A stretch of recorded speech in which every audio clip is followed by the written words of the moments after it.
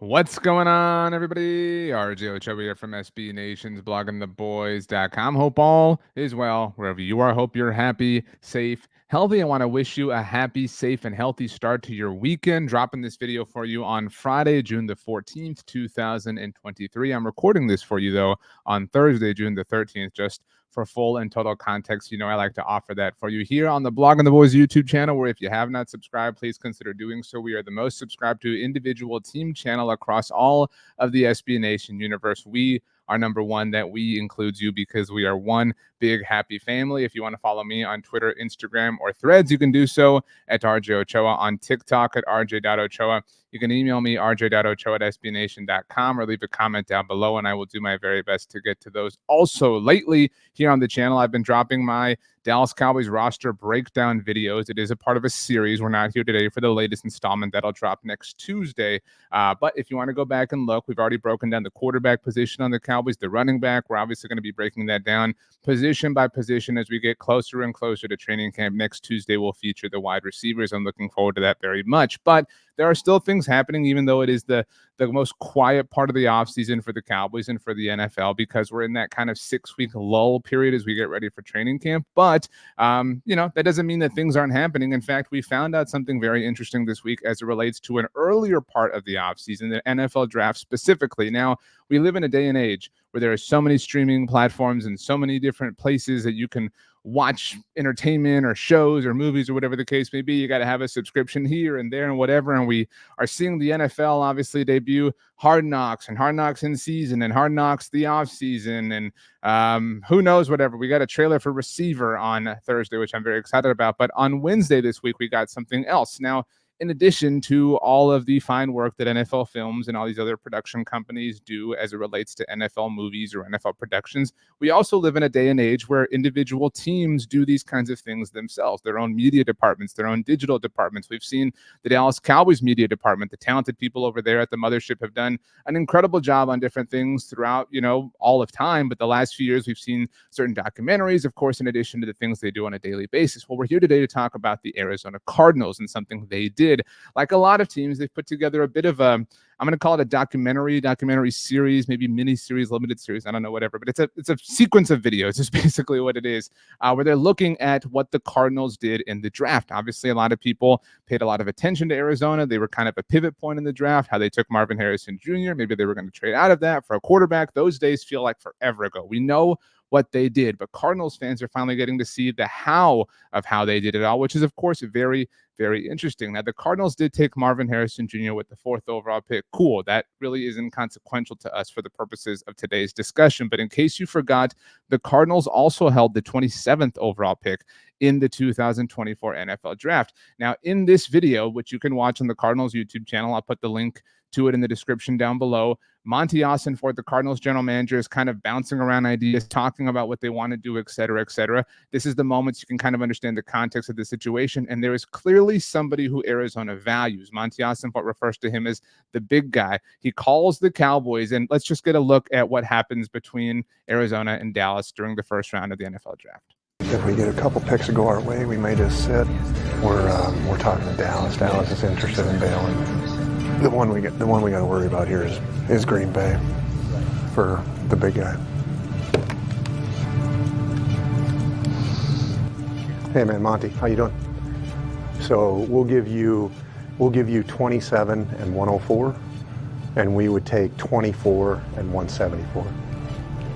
Okay, call me back. Obviously, depending on if our guys are. Okay, all right, thanks.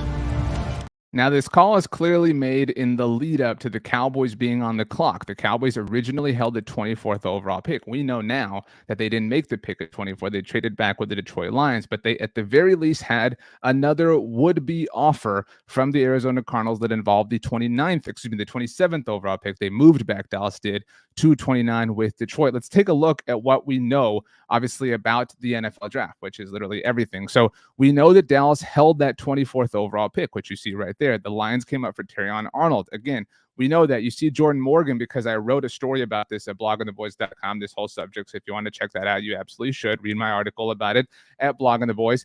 It seems like this is my connecting of dots personally, me, RJ Ochoa. It seems like that's who Arizona was coming up for, or at least who was interested in coming up for it. Likely wasn't Terrion Arnold. He refers to him once again, Monty Ossenfort does, as the big guy. Jordan Morgan, of course, the offensive lineman, went to the wrong school in Arizona. I say that as a Sun Devil myself. I won't hold it against Jordan Morgan for operating out of Tucson. That's fine, but maybe that impressed Monty Ossenfort and the rest of Cardinals brass, because it seems like he wanted to go up to 24 to get Jordan Morgan, especially because he says that Green Bay was kind of the threat, right? Green Bay was kind of what, they were worried about, whatever the case may be. So they called Dallas. Dallas thought about it and said no. Dallas moved back with Detroit. That's why you see the Cowboys down there at 29.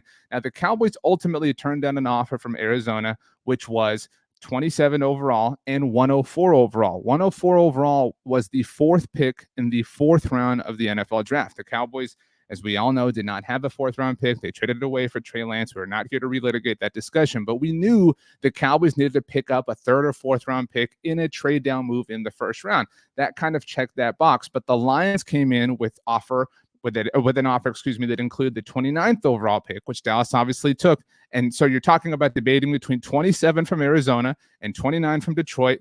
And Arizona's offer, while it was involving 27, which was 2 picks earlier, it involved pick 104, whereas the Lions gave the Cowboys pick 73 overall. So the other pick in question, I don't mean to say that the difference between the 27th and 29th overall picks in the NFL draft is negligible, because it's significant. You're talking about 2 players, obviously, but the difference between pick 73, which Dallas got from Detroit, and 104 is massive. It's a full round. Pick 73 was the 9th selection of the third round, and it gave Dallas another top 100 pick. It was a very, very valuable selection. And in case you forgot, that pick for the Cowboys became Cooper Beebe, who may ultimately be the starting center for this team. In one fell swoop, so to speak, we obviously did not know it at the time, the Cowboys replaced their starting left tackle position with Tyler Guyton and their starting center position with Cooper Beebe. And so it makes all the sense in the world for them to have taken Detroit's offer as opposed to Arizona's, and they really capitalized on the moment. Think about how much they got Detroit to pay for that pick relative to what Arizona was offering. Now, maybe you believe the offer from Monty Ossenfort was an incredibly low ball sort of offer, but it really, I know that we haven't had a lot of opportunities to speak highly of the Cowboys front office. It speaks highly to them that they took the right offer, they played the game the right way, and they, capitalized on the fact that, like the Cardinals were coming up for their guy, and like the Packers obviously took him seemingly, the Cowboys capitalized on the Lions wanting to come up for their guy, who was Terrion Arnold. So the offer from Arizona was nothing compared to what Detroit ultimately offered the Cowboys, which makes what Dallas ultimately did the right thing. And if you look at this, if you look at picks 24 through 29, because that's the area that is involved in this overall discussion here, the Cowboys moved out from 24. They had no interest seemingly in Terrion Arnold. We can make an argument for Jordan Morgan, although again, wrong school in Arizona, whatever the case may be. We can certainly make an argument for Graham Barton, Darius Robinson, who Arizona ultimately took with the 27th overall pick, which makes including this whole sequence in a video that's on YouTube very interesting, but I digress. Maybe they are selling that he's their big guy. I don't know.